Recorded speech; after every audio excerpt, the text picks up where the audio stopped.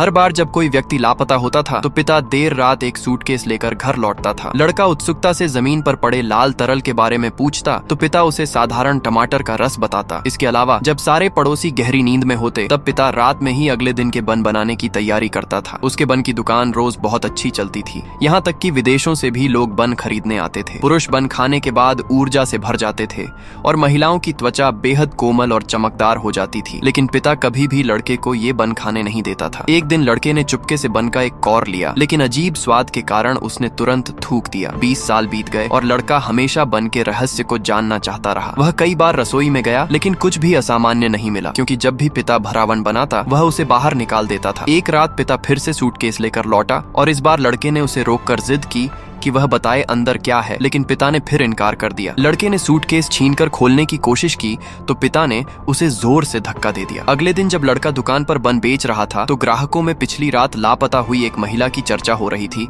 और उन्होंने उसकी तस्वीर भी दिखाई। दोपहर में जब लड़का कूड़ा फेंकने गया तो उसे कूड़ेदान में टमाटर के रस से सने कपड़े मिले, जो ठीक उसी महिला के कपड़ों जैसे थे। वह कपड़े उठाकर पिता के पास गया, लेकिन पिता ने तुरंत कपड़े छीनकर जला दिए। इसी दौरान पिता की जेब से एक महिला का कंगन गिर पड़ा। रात में लड़का चुपके से रसोई के कोने में छिप गया। थोड़ी देर बाद पिता फिर सूटकेस लेकर आया, लेकिन जैसे ही उसने लड़के को देख लिया वह नल खोलकर फर्श धोने का नाटक करने लगा। लड़का समझ गया कि वह पकड़ा जा चुका है और बाहर आ गया। अगले दिन पुलिस जांच के लिए आई और बताया कि एक और महिला हाल ही में लापता हुई है। जब पुलिस ने उसकी तस्वीर दिखाई तो लड़के ने देखा कि फोटो में वही कंगन था जो उसके पिता की जेब से गिरा था। अब वह खुद को रोक नहीं पाया और उसने पुलिस को हाल की सारी घटनाएं बता दी। जैसे ही पिता कमरे से बाहर आया पुलिस उसे पूछताछ के लिए ले गई। लड़के को लगा कि उसने सही फैसला लिया है, लेकिन शाम को बन की दुकान की एक महिला ग्राहक उससे मिलने आई और उसने पूरी सच्चाई बताई, यह कहते हुए कि उसका पिता असल में एक अच्छा इंसान था।